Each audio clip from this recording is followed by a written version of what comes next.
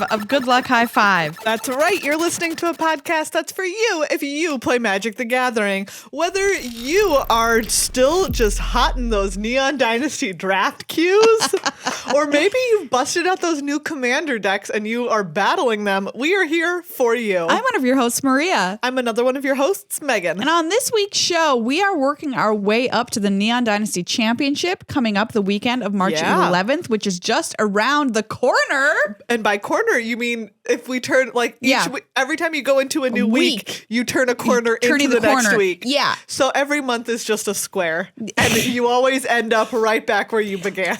Like, today is the last day of February, so we're cornering into March. Oh, okay. Surprise corner. Yeah, I mean, we're actually Tokyo drifting into March, if you want to get, like, kind of technical about it. So, like, every week is a corner, and every month is a drift? Yeah.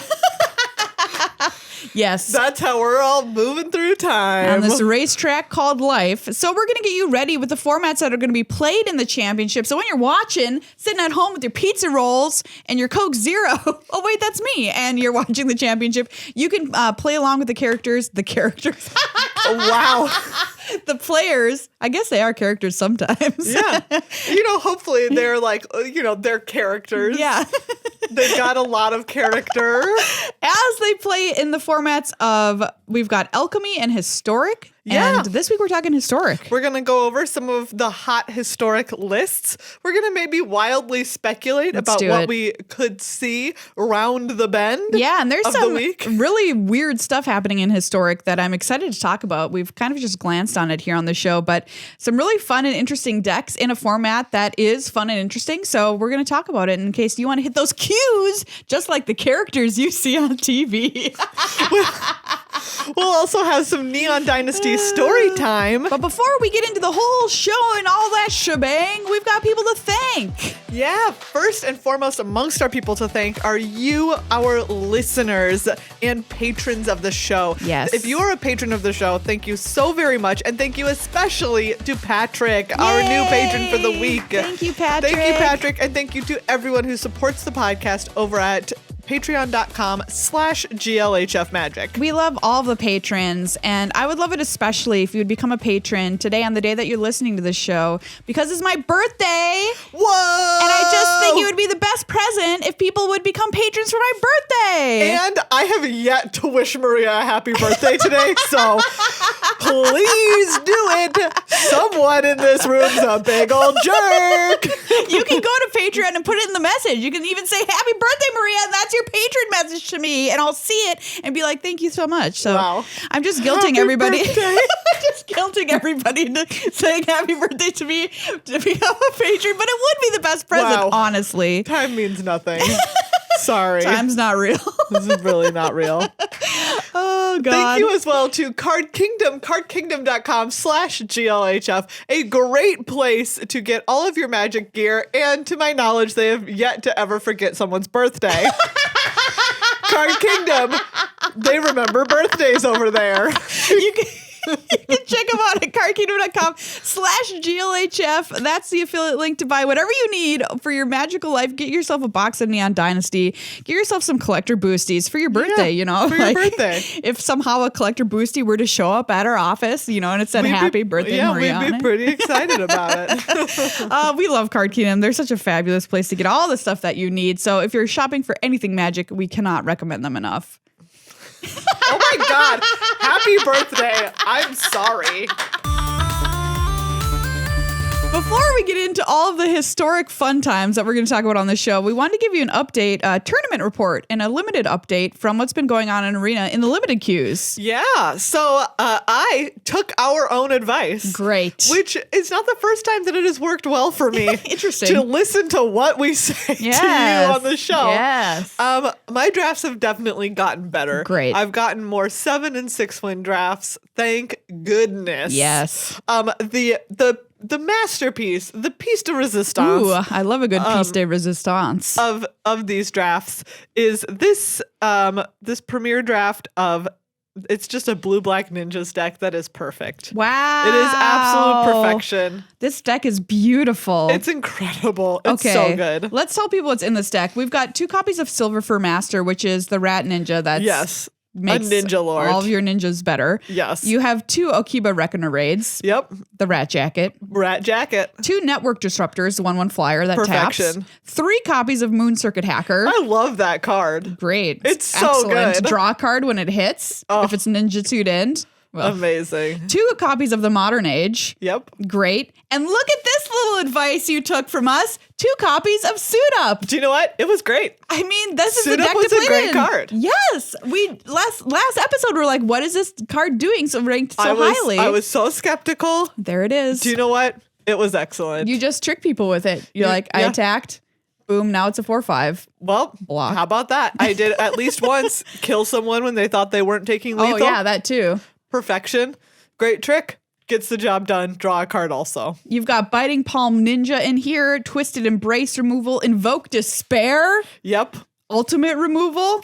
Yeah, just this know is what? the perfect ninja deck. It was perfection. It was 7-1. I lost a match where I only had swamps. Okay, great. I mean, do you know what? Yeah. Sometimes you only have swamps, man. That's what you got to do in Premiere. You're going to take 1 loss to your mana, probably. That's just generally what happens. So congratulations on figuring out draft finally. Thank goodness. Getting that monkey off your back. Yeah. That simian sling off your back. But I played in the Arena Open this past weekend. Yeah. Which was limited, and so I was very excited to play in it. I love the Arena Opens, and I love them especially when they're limited, so I hope they continue to do them. And on my second seal deck, I got one heck of a banger, you could say. This is spicy. I opened a fantastic pool, which is kind of, part of what you need to do to get there. It's in true. the Arena Open. There's a lot of winning you have to do. And I built a deck around Tameo Completed Sage. Thank you, Tameo. So good. For showing up. So it's a green-black deck splashing white for some other bombs like Lion Sash, which the card is really stupid. very, very good. Kyodai, Soul of Kamigawa. Yeah. Card's great. And Fall of the Lord Konda and Skyblessed Samurai for a big flyer. Yeah. And I had excellent fixing. I think that is the number one takeaway from this deck, other than Tameo, is that I had 3 copies of Uncharted Haven. Yep. Which lets you be whatever color you want to be. We got our Greater Tanuki, the Nuki in there to find whatever land you need. I mean, yeah. I never had trouble with mana in this deck. That's really incredible because you are playing 4 colors. Yes. You're full on 4 colors. 4 colors, 2 dual lands in here. 2 copies of the Virus Beetle, which the little 1/1 that could. I mean, I love that card. Get job done. 2 copies of Twisted Embrace. The other most important thing is 2 copies of Gloom Shrieker. Yeah. To get stuff back from the graveyard. Just buy back your bombs when they kill them. Do you have... What? Do you have any friends who are gluten shriekers? This is what I heard you say. 2 gluten shriekers. Yes. Yeah, we do have a gluten shrieker friend. Yeah, we do have a gluten shrieker friend. If you have a severe gluten allergy, you are a gluten shrieker. Gluten. Yeah. That's just how it goes. It's just a fun name for it. Yeah. So this deck was a powerhouse. I loved playing with it. It went 7-1. It was one of those beautiful times when you just feel like invincible when you play a deck. It's gorgeous. What a great deck. And this is my first time making day 2 of an Arena Open. Yay! Very exciting. So I got to come back and draft, which was very nerve-wracking because you're drafting like at tournament level again. And when was the last time we did that? Never. Just like never at this point. Years ago. So yeah, very nerve-wracking to do a draft for stakes. I mean, $2,500 was on the line for this draft if you managed to get all of the wins. And what I ended up drafting was a green-white enchantment / kind of vehicles deck, which you might already be noticing the problem with me saying enchantment / vehicles. You don't want to be splitting hairs like that in Kamigawa. You want to really hone in on what you're doing and do it hard. And that did not happen in this deck. I would give this deck a D+. Maybe a C- if I'm being generous. But I had 2 copies of Jukai Naturalist, the 2/2 lifelinker that gives discounts your enchantments. I had Blossom Prancer, the giant 4/4. Ao, the Dawn Sky was the great card. Great best card in the deck, of course. Yeah. Giant flyer. But like I mentioned, it just wasn't synergistic enough. It just didn't have enough good cards to be able to get the job done. So unfortunately, I only got one win with it. I don't really care. It was really fun to draft for stakes. Got 5,000 gems for making day 2.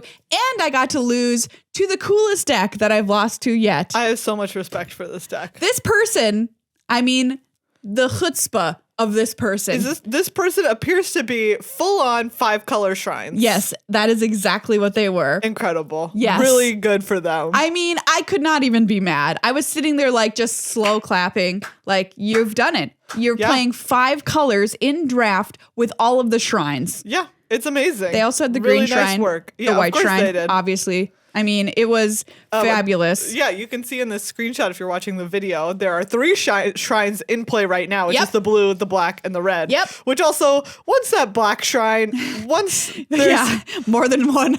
once there's anything going, as soon as you have more than one shrine and you have one of them's the black one, it's lights out. Brutal. How are you supposed to win through that? It is.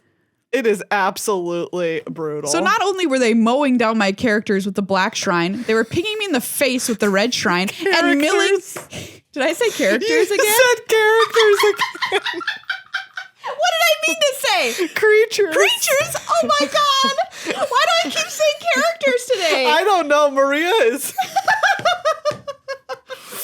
Wow, Maria is that's weird. All about those characters today. I didn't even hear myself say that one. Ugh, and I they're milling me the blue one on purpose. It's like, okay, weird choice, but fine. Breaking news: Magic renames creatures to characters. Because of the new Netflix series. Oh. Also, this blue shrine right now is a 5/9. Yep, because it has a line sash on it. Gorgeous. Gross. You can't even. I think it's the word you you're can't looking even for. attack past that No, flyer. and I had AO the Dawn Sky, and it's just like, I guess I'm not as good as the 04. No, yeah. AO's like, oh, whoops. My bad. So that was my experience in the Arena Open. Wow. We had a great time. What a good time. Can't wait for the next one. I Really love every spicy single one stuff. of them. But limited ones, at least once a set, Wizards, please and thank you. Let's get historic and talk about historic. Ooh, okay, Maria. Yes. There are a lot of things that are quite the same. Yes. Because the last time that we saw historic was, of course, in the Innistrad Championships. Yep. We're at which. Where a lot of characters played Where a lot of Magic. The last time we saw historic was at the Innistrad Championships. Wow. Wow. The mouth betrays. The last time we saw historic was at the Innistrad Championships, which was, of course, back in early December. Wild. Yeah. That was a long time ago. It was a long time ago. Eons. But, we've only had Kamigawa Neon Dynasty Released, enter the format since then, which historic is made up of everything that's available on Arena, so it's harder to make an impact there than it is in, say, Standard. Yeah, it's got to be really powerful to make a splash. So we see a lot of stuff that is pretty similar. One of the most popular decks right now is still Is It Phoenix? Yeah, this is a very, very powerful deck built to mirror decks that came before it, before even the historic format existed. Yeah. But people are like, guess what? Still good. Still good.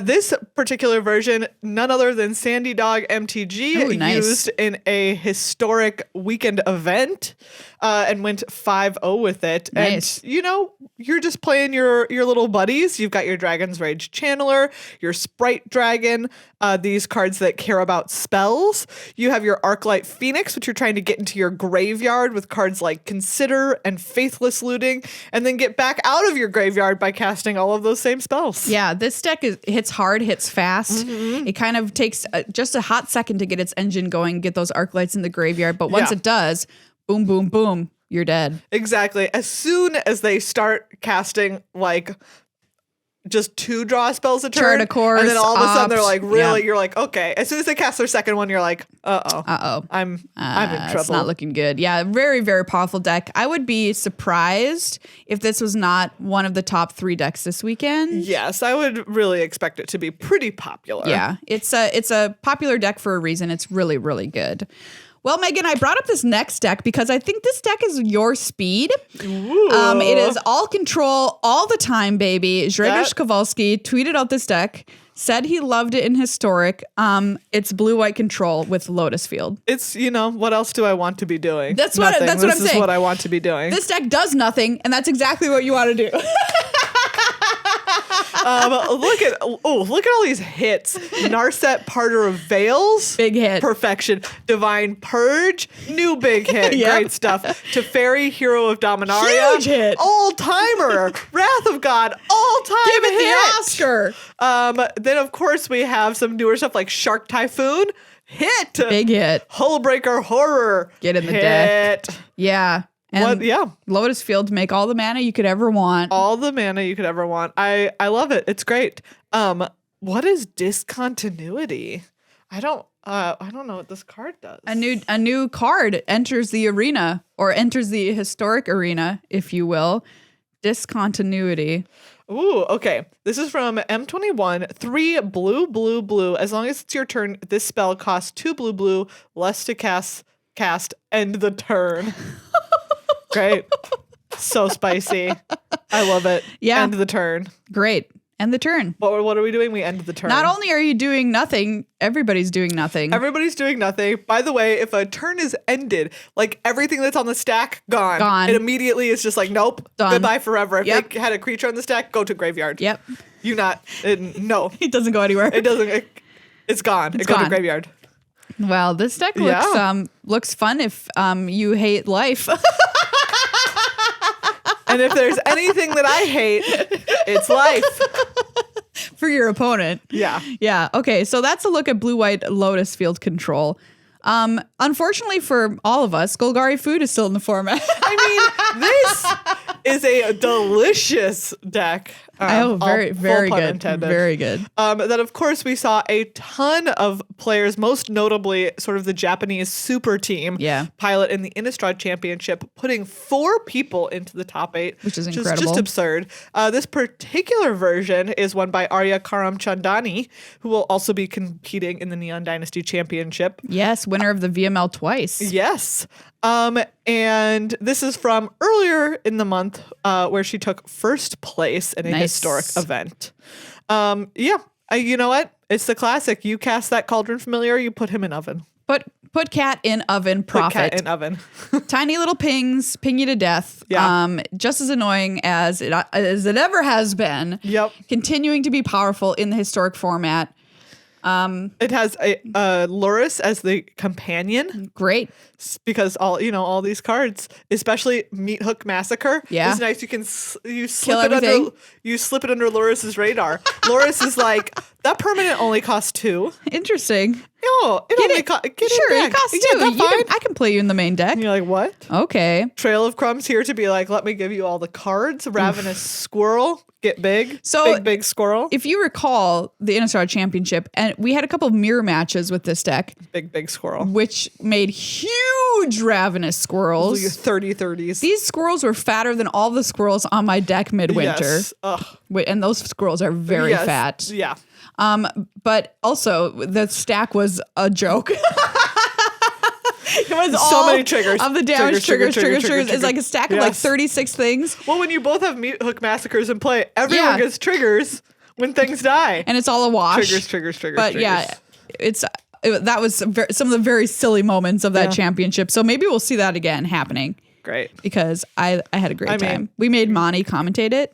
Great, but also his brain exploded. But also, an oldie but a goodie, Azorius Auras is still hanging around in here. Also has Lurrus as a companion. Nice. Do you know what? You have little creatures, you put auras on them. Yep.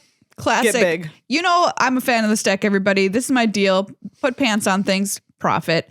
Of course, Spirit Dancer makes the deck happen. The reason for the season. Yeah, as is SRAM Senior Edificer. SRAM, draw cards, put auras on things. They get huge.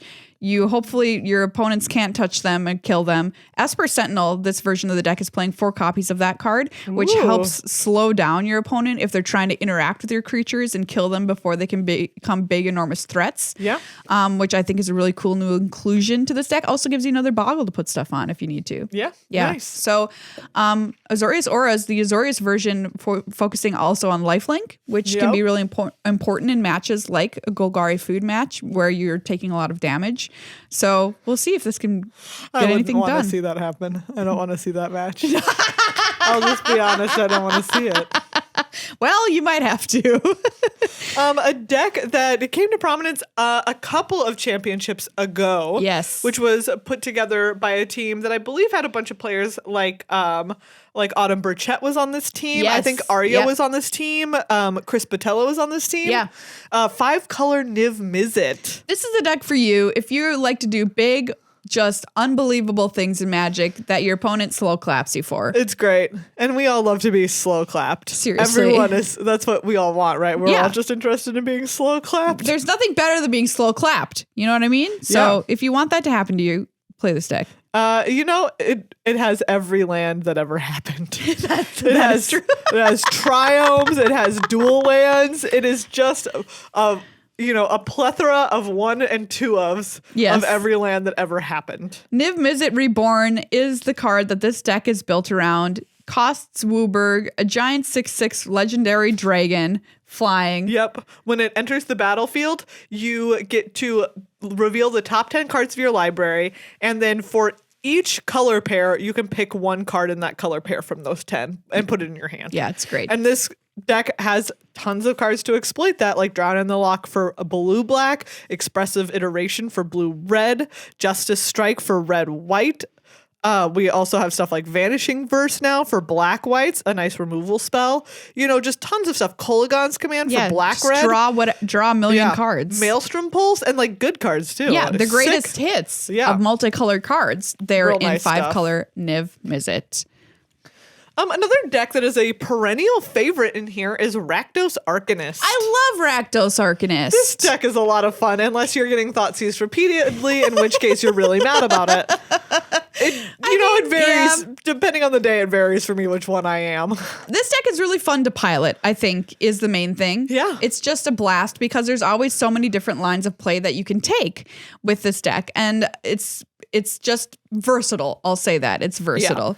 Yeah. It, of course, utilizes Kroxa, Titan of Death's Hunger. This is the black-red for a 6/6. Nice. When it enters the battlefield, sacrifice it unless it was escaped. But when it enters the battlefield or attacks, each opponent discards a card, and if they can't discard a non-land card, then it deals 3 damage to them. Yeah. So this deck is great because it plays around with the graveyard, which is really, really fun. The hallmark card that you've got to know about, of course, is Dreadhorde Arcanist, which is a 1/3. When it attacks, you can play a card from your graveyard equal to the power of Dreadhorde Arcanist. So you've got a lot of 1-mana spells that you're going to cast again, like you mentioned, Thoughtseize. Yep. Fatal Push is in there. Yeah. So you're just like recurring stuff from your graveyard, doing it all over again. Using cards like Seasoned Pyromancer to also exploit the graveyard. Yeah. Blah, blah, blah. This deck's just really blah, fun. blah, blah. This deck is fun. Blah, blah, blah. This deck is fun. Take our word for it. Yeah. Heliod Company. This is kind of a newer one, but it's the one, you cast Collected Company. You get a bunch of creatures, gain a bunch of life profit. Yeah, I think the Collected Company, once it came into Historic, everybody thought it would shake things up. It certainly did when it first arrived, and everybody was playing company decks. Now I don't know how strong this deck will be compared to the rest of the field, but when Collected Company goes off, I mean, you'll see why the card has been so powerful for so long in Magic the Gathering. Yeah, but this deck is notable for a lot of its 2-drops, like Trilasara Moon Dancer and Voice of the Blessed, which both get counters when you gain life. Heliod, which puts counters on anything when you gain life. You want gain life. Yeah. It, of course, has Force Soul Warden. It's also running the Scurry Oak combo in here, which can just make infinite squirrels.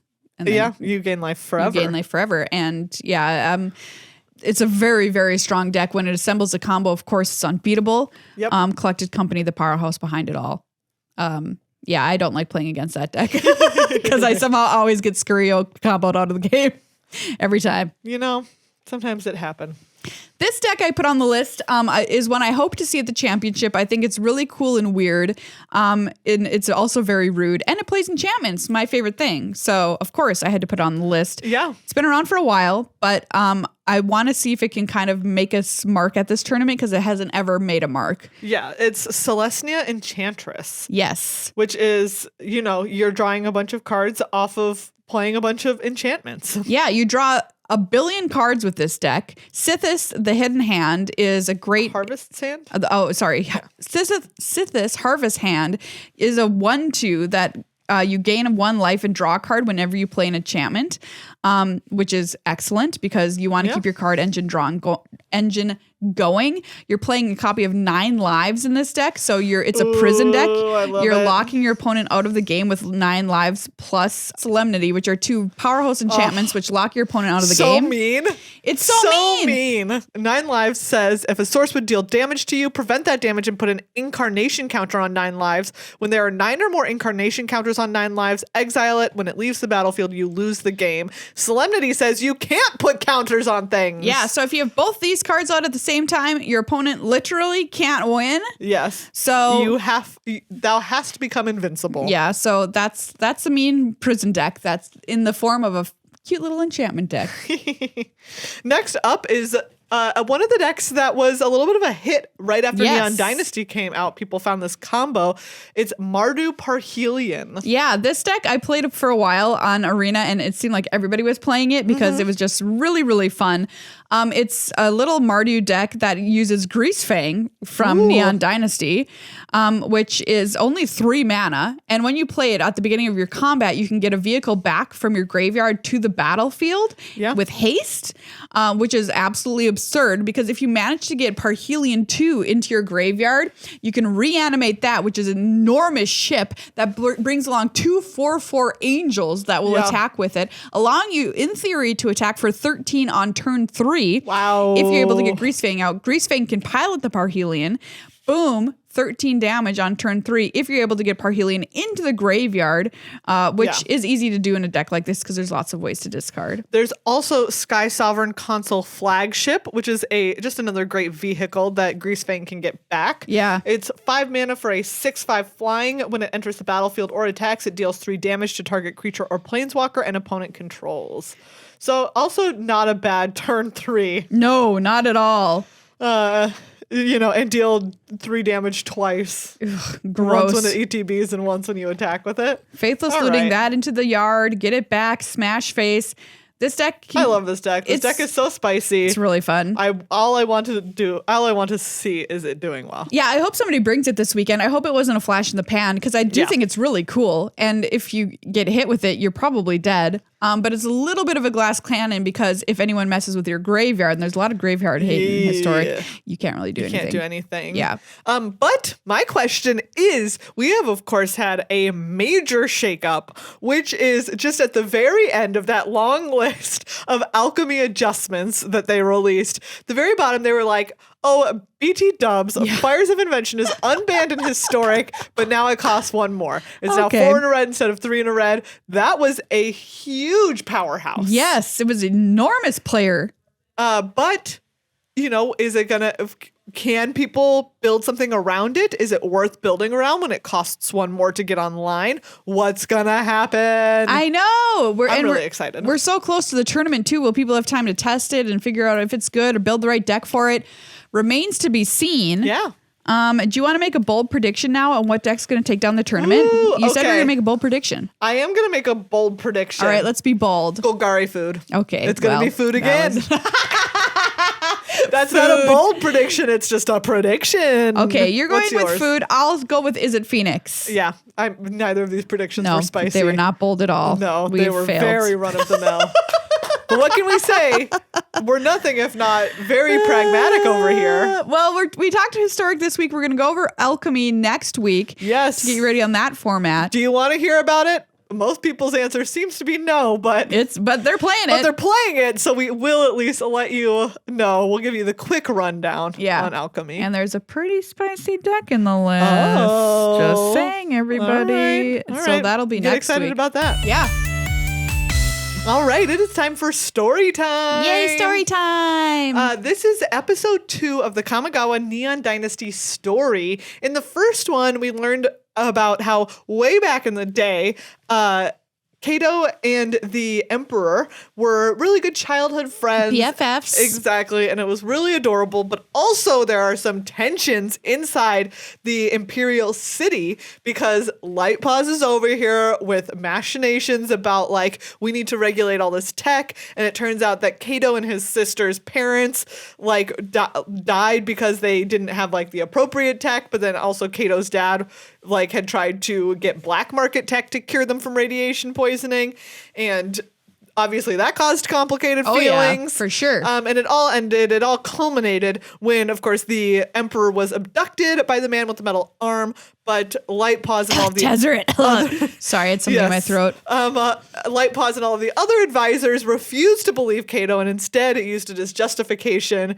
for being further like mad at the futurists, which are another faction. The tech people. In Kamigawa, yes. So now we fast forward 10 years. Oh.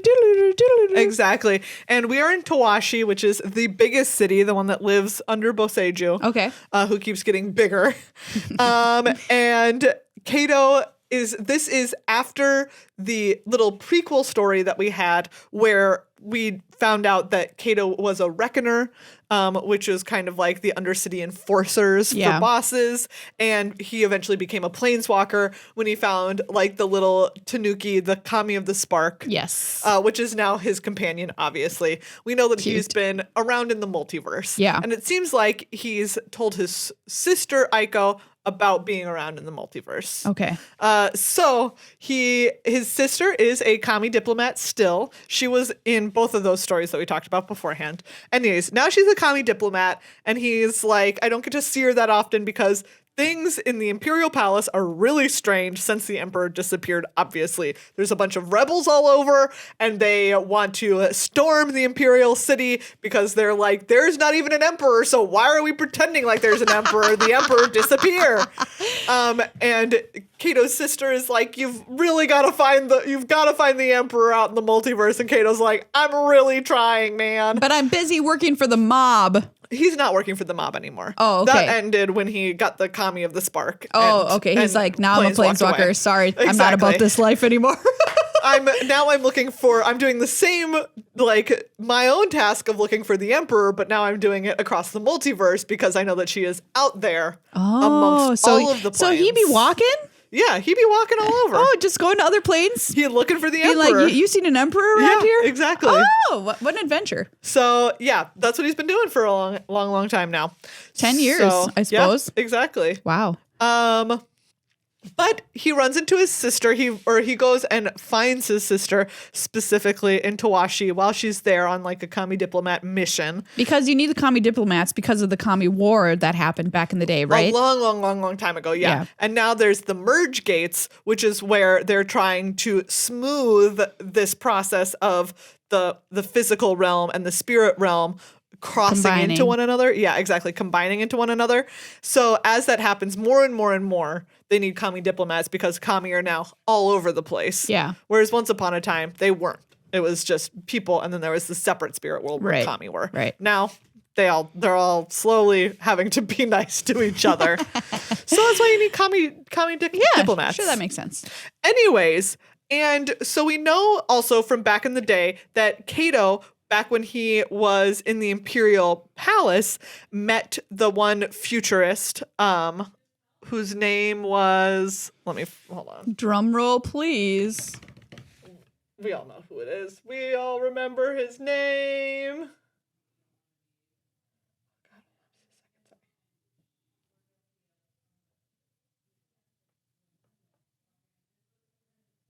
Tameshi. Okay. So he met Tameshi way back in the day, who gave him like the little crane drone, and that's who he met once in the Imperial Palace, and talked about his backstory about his parents. And Tameshi also had kind of like a similar story of knowing people who had needed access to tech and then didn't get it because of all these regulations.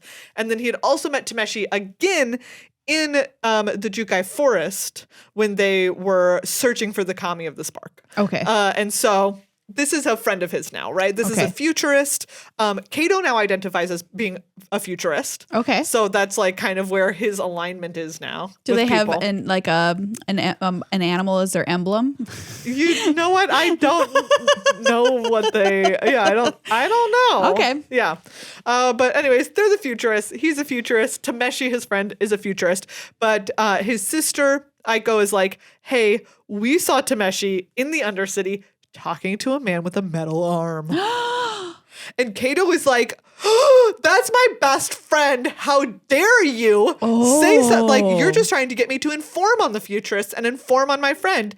And Aiko's like, I'm not even supposed to be telling you this. I'm telling you because he's your friend and you should know what your friend is doing. No. And if he knows the person with the man with the metal arm, you should probably talk to him because you're trying to find the emperor and that's your one lead. Yeah. So and you've been like trying to do it for 10 years? For 10 years. So like, go confront your friend about the fact that he's apparently in the Undercity talking to a gent with a metal arm. I hope she said gent. I truly do. Gent with a metal arm. So anyways, she's like, just know that, right? Okay. And so Kato is like, I don't want to do this, but I guess I'm going to. He goes to Otawara, which is the city in the sky of the futurists. And he goes to Tameshi's lab, and Tameshi isn't there. So he goes in, or he watches him leave. He has a meeting. He watches Tameshi leave, and then he sneaks in and is looking around the lab.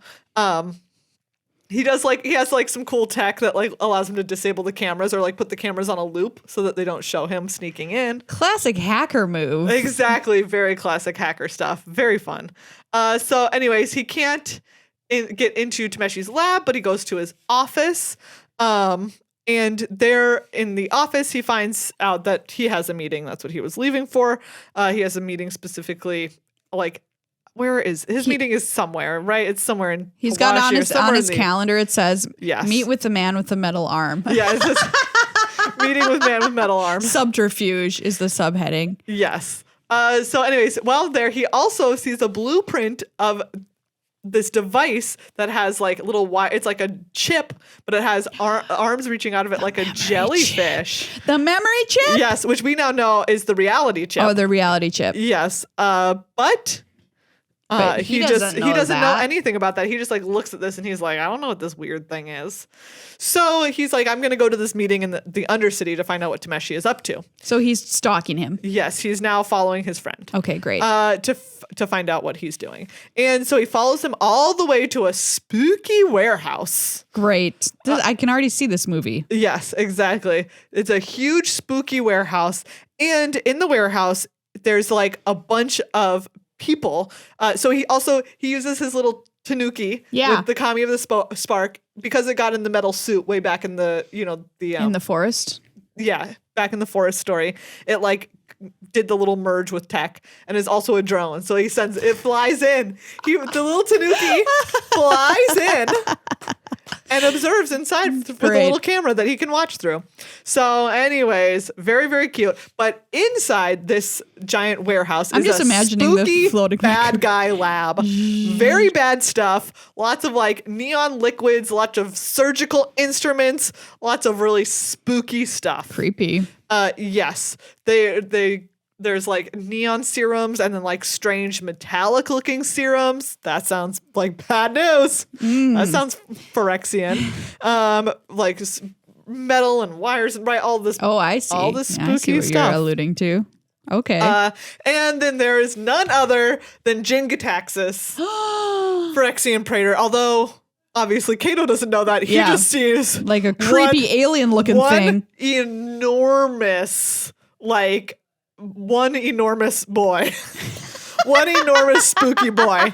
All right. He has like a really unnatural voice. It sounds like metal against metal when he speaks because Phyrexians, are modified. So anyways, they're complete.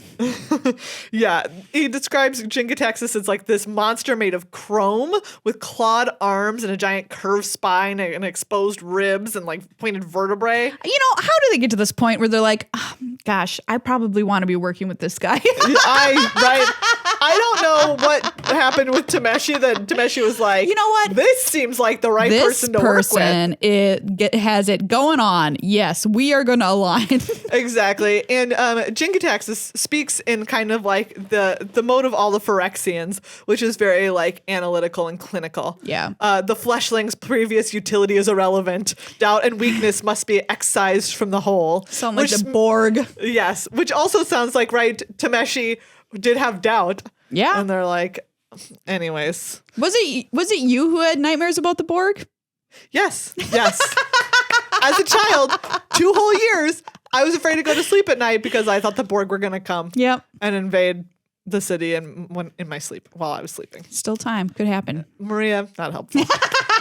Because it was the time when, what's the one that I'm thinking of had just come out?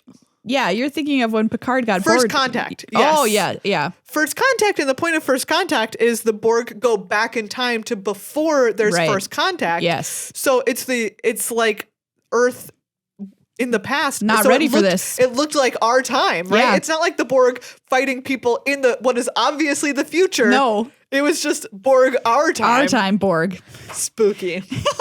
Spooky stuff, okay? I was too young to watch it, But here we are. And now the Phyrexian are all up in Borging all around on Kamigawa. So anyways, they're Borging all around on Kamigawa. But they're clearing out of this warehouse. We don't know why. But they are loading all of these like big crates. And Kato at first is like, that looks like weapons. And then he hears screams from inside of them. And they're kami screams. And he realizes that they've been experimenting on kami like freaking monsters. Not the commies. And so they're packing up and they're leaving this warehouse. And then the Reckoners now are helping Jingataxis. Oh my God. And so they're like, what do we do with this place? And Jingataxis is like, burn it down. Burn it. In Jingataxis, in Phyrexian speak, all evidence must be eradicated. Expansion of the work will continue in a more optimal location, courtesy of the fleshling. The way you talk, even, I am into how you speak, and I want to be a part of whatever. I want to be a part of this. This sounds great. This sounds like really good stuff. How do you get to that point? So anyways, they throw the beakers all around and start burning down the warehouse. And Kato's like, oh no! And he runs in to try and find some like evidence before everything is engulfed. But he can't find anything. Everything's up in flames. And it turns out that also they stabbed Tameshi. Oh, well, yeah. They full on stabbed Tameshi because he was a weakling full of doubt, and you must excise that from the whole. I mean, Jingataxis literally did say that. Excised. So anyways, Tameshi is like dying and he's like, I'm so sorry I lied to you and I made so many mistakes. Well, yeah. And Kato was like, I can't, like, no, I'm sad. Okay. But Kato is like, how do you know the man with the metal arm? Tell me what you know about the Emperor quick before you die. And Tameshi is like, I'll tell you one thing about it. He's like, no, I'm dying. But Tameshi's last word is Deseret. Ooh. So Kato does now know the man with the metal arms name. I mean, Tameshi was probably like, look, I could not have seen this coming. There was no clues that I was working with somebody a bad guy. Evil. I didn't know that guy was bad. I just thought that he was a giant monster made of metal with a creepy voice and a creepy way of speaking. There's no way to tell.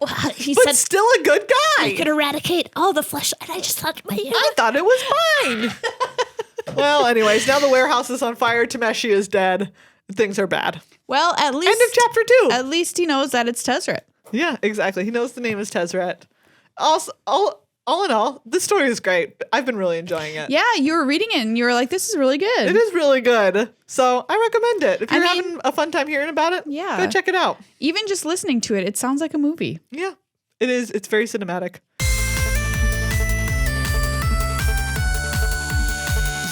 Everybody, we're saying thank you to Ultra Pro for being our incredible sponsor. Look at this. This is their new holofoil playmat. We talked about this last week, but it's just so cool. We have to talk about it again because I can't understand how they did it. Yeah, so they've somehow managed to make playmats with like diamonds in them. It's like iridescent glitter. It looks like it's gorgeous. It's baked into the mat. It's not like this is going to come off or anything. No, it is part of the process of making the mat. It's gorgeous. It's gorgeous. That's all. We're showing the new Secret Lair art with the Chibi Planeswalkers. With all of them on one mat. Yeah. And the fact that they have developed this new playmat technology is really exciting because it could show up. This video doesn't even do it justice. You can't really see it. I don't know how to do this You need justice. it in real life to be able to see this thing. Get it in real life. In all of its glory. It's so cool. Ultra Pro, yeah, it's really, really, really awesome. I just love that Ultra Pro is always like, they have such great stuff and they're like, we're not going to stop there though. No. What if we always keep trying to do better? Always be innovating. Yes. Always be innovating. Like this will show up on future playmats, no doubt. Yeah. And if you want to buy this or any of the cool Secret Lair art that they have available on their gear, you can go to their website and use the code GLHF for 5% off your purchase. Whoa! 5% off. GLHF. If you needed the tiny little nudge to be able to let yourself buy a new playmat, hello. You can get these through the 18th. Yeah. This new set of Secret Lairs.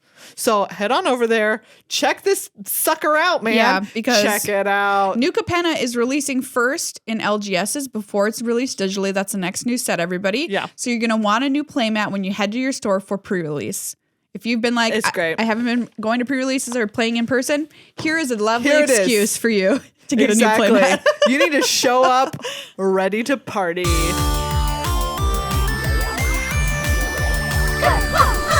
Thanks for hanging out here on this episode of Good Luck High Five. Yeah. Wow. What a journey. Yeah, we went through historic. We got to know more about what's been going on with Kato and Tezzeret. Yeah, we have thankfully had some small amount of success in the limited queues out there. Woo! Hard to come by, but we got some. We got some of that success. Yeah, we did. Yeah, next week we're going to be talking alchemy and, of course, playing some Flavor Text Theater because we've got these collector boosties. Yeah. And I said that Hidetsugu's in one of them, and it better be the red Hidetsugu so we can make $1,600 when we sell it, apparently. Wow. That's what somebody sold it one for? Person, do you hear it? Do you hear him? He's in there. Do you hear him in there? Do you know what? I hear him, but he's blue. Oh, he's a blue one? It's oh, well. only what blue, are you gonna do? I hear I'll him. take it. I will take it. Thank you again to everyone who supports us on patreon.com/GLHF Magic. Come become a member of our family. Yes. We would love to have you. Thank you again to Patrick. Our newest member. Yes, we'd love to announce new members next week. You get access to our Discord, which is amazing, and our movie nights and our tournaments, blah, blah, blah. It's a great deal. Blah, blah, blah. It's a great deal. Become one of our favorite characters as a member of our Patreon. And we all know that Maria counts everything as a character now, so it really means something to be one of her favorites. Thank you to Card Kingdom and Ultra Pro for being incredible sponsors. We're working our way out of winter here. You know? We are. We're one slow step at a time. One Tokyo drift at a time. one Tokyo drift in one corner at a time.